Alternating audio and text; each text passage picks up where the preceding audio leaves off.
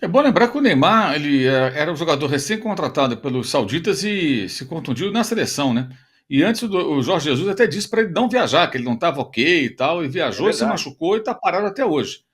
Ou seja, um grande absurdo, né? Um absurdo.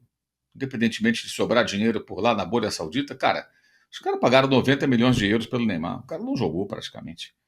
O negócio se machucou na seleção. A CBF deveria ter vergonha de falar do Neymar enquanto ele não estiver 100% disponível para o clube jogando para convocar. Sério, vergonha. Deveria ter vergonha. Fala, cara, o cara se machucou com a gente aqui, deixa ele lá, deixa os caras resolverem. Quando ele voltar a jogar, tiver em forma, a gente pensa em convocá-lo novamente. Agora deixa ele resolver com o clube dele lá. Mas não, não, não. Pagaram o salário do Neymar? Vão pagar o do Pedro? Isso é uma brincadeira, rapaz. Isso é um fim da picada, um negócio assim, sabe? Se coloca no lugar lá do príncipe lá, né? Olha É. que beleza. Trouxe um jogador de 90 milhões pro time, o cara machucou jogando na seleção, e ele nem tá bom ainda, e os caras já estão de olho, vem aqui para estabelecer regras, sabe? Como se o jogador fosse dela. Não é dela, é do Al Hilal. É absurdo, cara. Isso é um negócio muito absurdo. Essa relação clubes e confederações e federações nacionais, ela é absolutamente absurda e tacanha. Continuo sem entender como os clubes do mundo inteiro toleram isso calados. Ninguém dá uma porrada na mesa e fala: chega, não vão levar meus jogadores todos toda hora, mês sim, mês não, para trazer machucado. O que é isso, gente? Até quando isso? Até quando? E para jogos inúteis, né? Para quê? 18 jogos eliminatórios para classificar até 7 seleções, no caso aqui da América do Sul. Faz dois grupos de 5, classifica 3, depois mais 3, e o sétimo sai de um playoff dos quartos colocados. Acabou. Ponto, mais fácil. Resolve. O sétimo que vai jogar playoff com não sei quem e tal. Pronto, classifica todo mundo. Brasil, cabeça de chave, Argentina, Colômbia, Uruguai, por aí vai. Pronto, muito simples, como era antes. Eram grupos até menores. 3 seleções. Faz dois grupos de 5. Você vai jogar 8 partidas. Mas o interesse é o quê? É faturar com mais e mais jogos. Cada jogo desse tem direito de transmissão, placas em volta do gramado, bilheteria, patrocinadores tendo exposição em coletiva pré-jogo e pós-jogo, tem tudo isso. Então, o negócio é ganhar dinheiro em cima dos jogadores que pertencem aos clubes do mundo inteiro, que pagam, que mantêm, que têm divisão de base, que contratam pagando multas rescisórias, que pagam salários altos, que ficam bancando o jogador quando se machuca, seja na seleção ou no próprio clube. É isso. Pensa bem, é muita cara de pau. Machucar o jogador e agora vão lá para dizer como é que tem que ser. Pô, para pensar, que lógica existe aí? Imagine você que está acompanhando a gente se fosse o seu time. O seu time contratou o Neymar. O Neymar foi jogar para a seleção e ele se machucou. Aí fica parado um ano, praticamente. Aí a seleção já quer dizer, não, como é que vamos convocar e tal, vamos estabelecer aqui uma regra, uma rotina. Estabelecer uma pinóia, rapaz. Vai cuidar da tua vida e deixa o jogador lá com o clube dele. Quando ele estiver bem, aí paciência. Você pode convocar, você vai chamar de novo. Né? E ninguém sabe que Neymar é esse que vem aí, né? O Neymar já vem há tanto tempo jogando muito pouco em relação àquilo que se espera dele, que ele pode, em tese, apresentar. Para mim, o Neymar, há algum tempo, é um jogador imaginário. As pessoas imaginam o que ele pode fazer, né? Mas a gente não tem certeza de nada. É. Detalhe, né, sobre convocações, o Pedro se machucou na seleção brasileira, desfalcou o Flamengo, aí o Militão desfalcou o Real Madrid também porque se machucou, e aí o Dorival vai lá e convoca o Fabrício Bruno do Flamengo. É brincadeira, né? O negócio realmente. Mas sobre o Neymar, Danilo, no começo lá, talvez não volte mais, porque agora todo mundo está desesperado para que ele volte, porque a seleção não está jogando. E tem essa história aí, da seleção ir lá viajar para ver como é que ele tá e não sei o quê. E a recuperação dele pode demorar mais ainda do que o esperado, o que também já deixa um sinal de alerta, né? Ele tem 30 anos, é a contusão mais séria da carreira dele, nunca ele ficou tanto tempo parado assim, e assim vamos. É, acho que a definição jogador, o Mauro falou jogador virtual, né? Jogador imaginário. Imaginário. Eu acho que é uma boa definição, porque a gente fica olhando para o Neymar e imaginando o que ele pode fazer quando ele voltar. Porque é um cara que está há muito tempo sem jogar bola. Antes de ir para o PSG, até no primeiro ano dele no PSG, ele era de longe o melhor jogador que tínhamos no Brasil, entre brasileiros, né?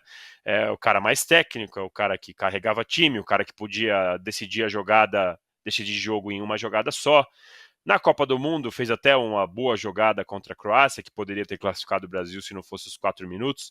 E uma coisa que a gente às vezes não tem a noção aqui de fora também, né? E que sai reportagem e tal, mas independentemente da nossa visão e da visão da torcida do Neymar, o Neymar na seleção brasileira e na CBF, ele é um deus. Os caras tratam ele como uma sumidade, um negócio assim que ninguém pode maltratar. A seleção brasileira inteira. E quando o Dorival assumiu a seleção, quando, não, talvez ele não convoca, eu já tinha certeza que ele ia convocar e que ele ia chamar para todos os jogos possíveis e que, assim como aconteceu na Copa América, o Neymar estaria no camarote, visitando o vestiário, porque o Neymar, ele é tratado como Deus não só pelo Estevão, pelo Endrick, pelo Luiz Henrique, pelos meninos, né, os mais novos, mas também pelos mais velhos que estavam na seleção. Então, nas viagens que eu fiz já com seleção, você via o Thiago Silva, o Daniel Alves, os caras mais velhos, tratando o Neymar realmente como se ele fosse o cara mais experiente, como se ele fosse a referência, o cara mais viajado. Ele é tratado como um deus. E isso não importa como a gente aqui fora olha o Neymar, critique, e críticas justas, não estou dizendo que está errado não, tá? O Neymar merece várias críticas, até esse jeito que ele está depois dessa lesão, com viagens para lá, viagens para cá, eu não sei, tem que ver também se isso não prejudicou a recuperação dele, mas o fato é que ele é tratado como um deus. E a seleção vai sempre colocar como prioridade, como se ele fosse o cara que vai mudar o jogo. Só que tudo isso é imaginário. O Neymar não joga bola faz muito tempo. Quando jogava, era craque, é verdade. É o melhor que temos há muito tempo. Sim, é verdade. Mas agora, neste momento, não dá para confiar no Neymar, não dá para saber se ele vai voltar jogando bem, jogando mal, se ele vai voltar acima do peso. Não importa. A gente não sabe como ele vai voltar. Então, esse tratamento, essa coisa, esperança, como se ele fosse voltar e resolver todos os problemas, eu acho que é uma aposta muito alta, algo que não dá para ter certeza e que pode colocar um trabalho todo em risco. Por isso que eu insisto, Dorival, ou seja lá quem for o próximo treinador, ou o treinador anterior, o time tem que encontrar uma forma de jogar com os jogadores que estão aí. Se o Neymar voltar e estiver bem, ótimo, você encaixa ali. Se não, tem que encontrar uma forma de jogar sem considerar o Neymar, porque ele já tem mais de 30 anos, está voltando de uma lesão de 10, 11 meses parado, não dá para saber como ele vai voltar. Depois, como aconteceu com o Dudu agora, ficou 11 meses parado, voltou, machucou de novo, teve que ficar afastado para fazer recondicionamento físico. Quando você fica muito tempo parado, é comum que os caras voltem e se machuquem de novo, porque o corpo está desequilibrado ainda, então não dá para confiar no Neymar. Agora, por enquanto, sem Neymar, o Dorival se rende ao trio de ataque do Real Madrid na seleção. É a reportagem que está aqui. A seleção brasileira deve ter mudanças no ataque para o jogo de hoje, dessa terça-feira, com o trio de atacantes do Real Madrid formando pela primeira vez a linha ofensiva com o Dorival Júnior no comando. Rodrigo, Vini Júnior e Endrick. O Endrick não chegou nem a entrar durante o jogo contra o Equador, só chegou a usar os três juntos durante 44 minutos ao todo na seleção. Contra o Equador foi o Luiz Henrique, do Botafogo, que começou jogando e agora vai o trio do Real. Que tal? Começa com você, Danilo. Que tal essa nova linha de frente? Com o Endrick. Eu adorei. Eu gostaria que fosse o Estevão jogasse também, mas talvez é muito moleque, né, para entrar. Enfim. Não, eu gosto da ideia do Endrick, porque eu prefiro o Rodrigo como ou aberto pela direita, ou até jogando um pouco mais recuado como um 10 e não como um 9, embora ele não tenha feito um papel de referência, né, no jogo contra o Equador, mas ele era ali o falso 9, digamos assim, e eu prefiro o Rodrigo ou aberto pela direita ou vindo mais de trás. Então eu gosto dessa mudança. A única coisa que eu insisto e que eu gostaria de ver era o Paquetá jogando como um 8, e você tendo um 10, então aí sim abriria espaço para, como você falou, ou Estevão, ou então Luiz Henrique pela direita, jogaria o Rodrigo como esse 10 e o Paquetá como 8, com o Endrick ali na frente como 9. Eu gostaria de ver um time como esse, até porque hoje eu acho que o Paraguai, apesar de jogar em casa, vai ser um time que vai ainda lembrar da goleada que tomou na Copa América e vai se preocupar bastante com a defesa, então seria bom que o Brasil tivesse jogadores como Estevão ou Luiz Henrique, que pode quebrar a linha com drible, quebrar a retranca, e aí você teria uma seleção com o Rodrigo como 10, aberto na direita ou Luiz Henrique ou Estevão, Endrick no meio e Vini Júnior pela esquerda. Mas Dorival não vai fazer isso, ele tem a história do processo, tem a história de, como você disse, muitos moleques jogando, mas eu gosto já mais dessa escalação do que da escalação que foi contra o Equador. O que você acha, hein, Mauro? Eu acho que virou já tentativa e erro. Sabe, uma coisa meio quase desesperada. Vamos trocando, tentando acertar para ver se dá certo aqui e tal. Trocando jogador para tentar acertar. Sai um, entra outro, vai lá, se vira aí, vamos embora.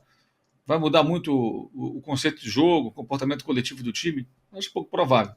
Sai um jogador, entra outro, muda um pouco o posicionamento do Rodrigo e tal. O Hendrick pode ser mais uma referência, mas não consigo enxergar assim, muito conteúdo nisso, não. É mais tentativa e erro, tentativa de sobrevivência. Quem sabe um empatezinho pode ser bom. O jogo vai ser chapa quente hoje, hein? Os paraguaios, no começo do jogo lá na Copa América, o jogo foi até um jogo com chance para os dois lados, depois o jogo ficou melhor para o Brasil, mas no início não foi tão simples, o jogo vai ser em casa, e agora todo mundo sonha com classificação, é tanta vaga, né, que dá para sonhar até o final quase. São muitas vagas. Então, ao contrário do que acontecia em outras eliminatórias, que algumas equipes perdiam alguns jogos e ficavam ali meio sem... Não tinha muita chance matemática, né? Ia desanimando. Agora a chance continua viva.